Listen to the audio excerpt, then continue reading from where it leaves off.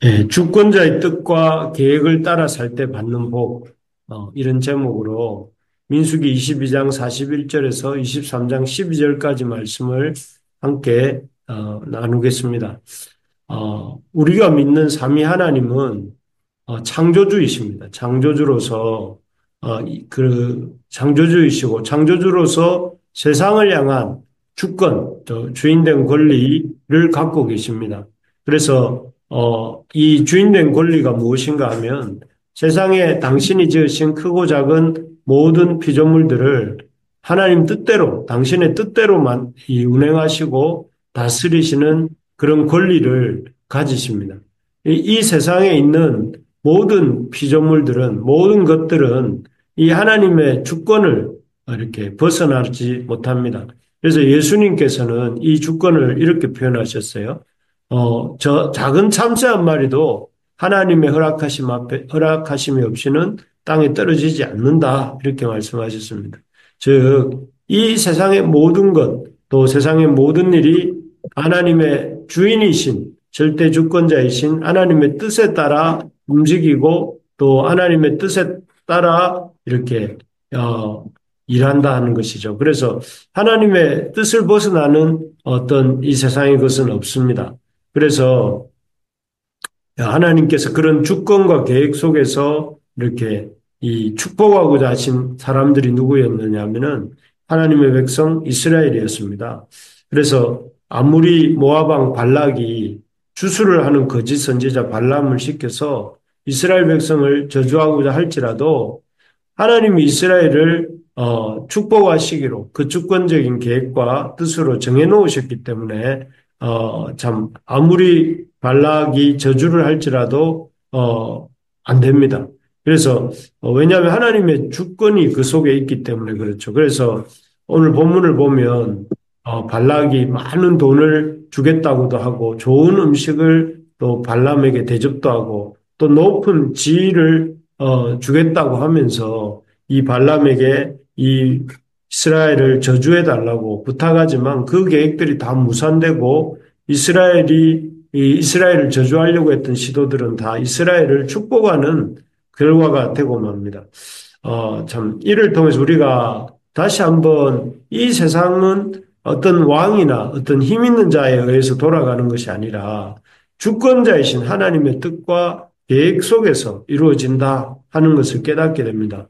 그리고 그렇기 때문에 우리가 어리석은 모압 왕 발락처럼 참 하나님의 뜻을 거스려서 하나님의 주권과 계획을 거스려서 어떤 일을 하려고 헛된 힘을 쓰지 말고 하나님 주권자 되신 하나님을 인정하고 또 그 주권과 계획을 따라 우리가 사는 그런 인생이 될 수 있기를 바랍니다.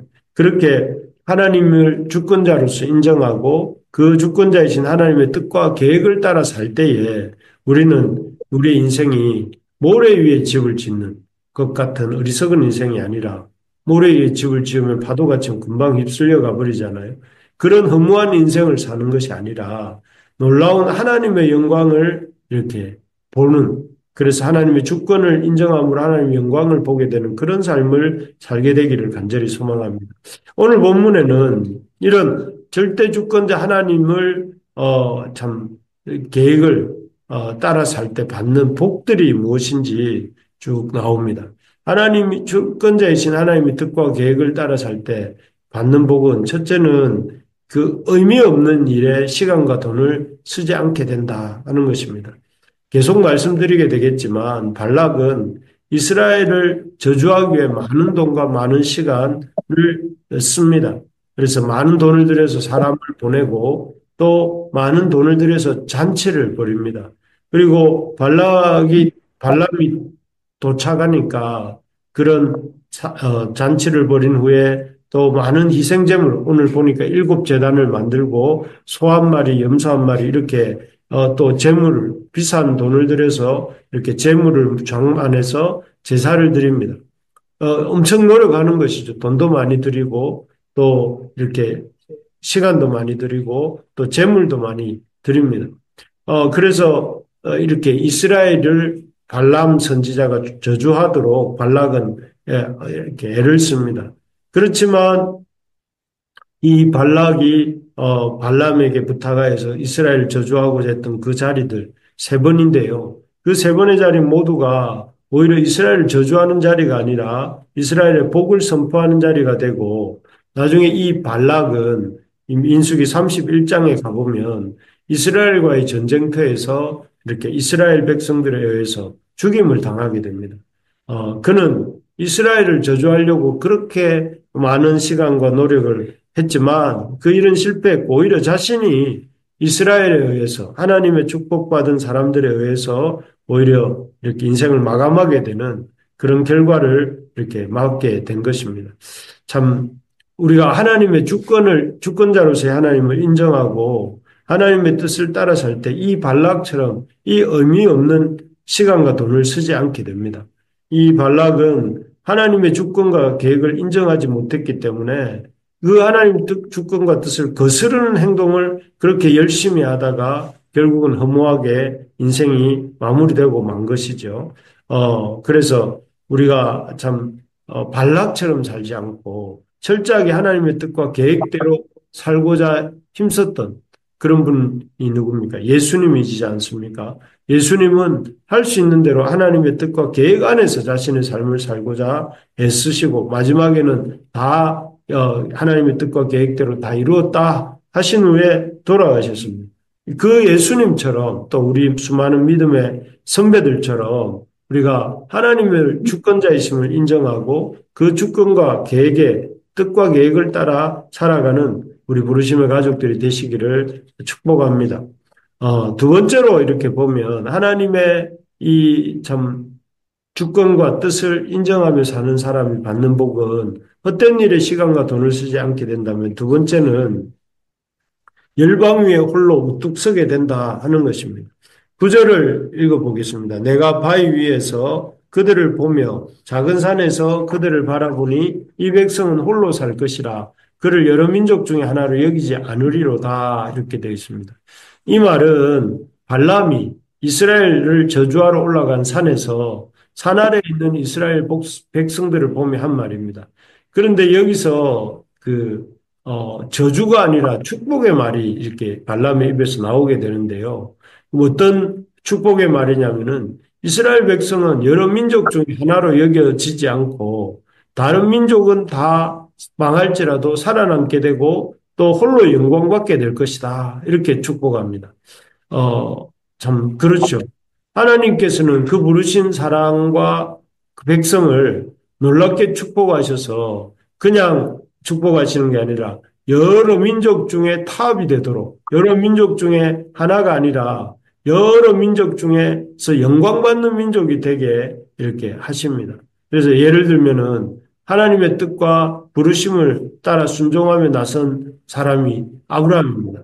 근데 그 아브라함을 하나님이 그냥 하나님 잘 믿는 아브라함으로 끝나게 하신 것이 아니라 믿음의 조상이 되게 하셔서 아브라함을 통해서 이삭, 야곱, 요셉, 나중에 예수님까지로 이어지는 그런 놀라운 복을 받게 하십니다.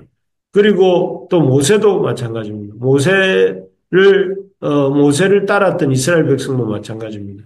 이스라엘 백성이 모세를 따라 나선 결과 그들은 하나님이 왕 같은 제사장이요 거룩한 나라가 되게 해주셨습니다.